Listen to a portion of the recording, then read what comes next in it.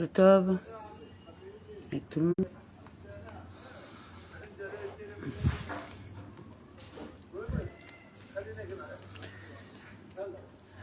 Étude du jour. Alors, si Tammuz, 5785, Shahar Ehud. Béa et Mouna, chapitre 12, suite. Car elles, les lettres substituées, sont à l'image de la lumière de la lune qui illumine la nuit sur terre, laquelle lumière de la lune provient du soleil. Ainsi, la lumière qui illumine la nuit sur terre est un rayonnement que la lune reflète du rayonnement du soleil.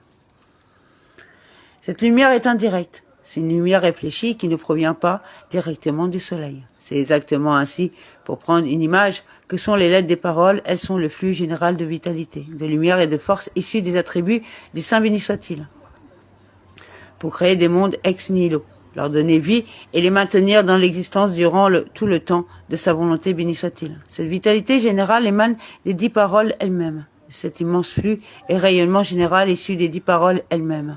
Dieu a fait briller et jaillir de ce flux ses dérivés pareils à lui et ses ramifications, lesquels sont des dérivés et des flux de la lumière issue des lettres. Et ce sont là, ces flux et ces lumières dérivées sont ce qu'on appelle les substitutions des lettres et leurs permutations par lesquelles il a créé les êtres et les éléments particuliers de chaque monde. Et de même, Dieu a émis la lumière encore d'une autre façon et a fait émaner et descendre un rayonnement de la lumière issue des lettres.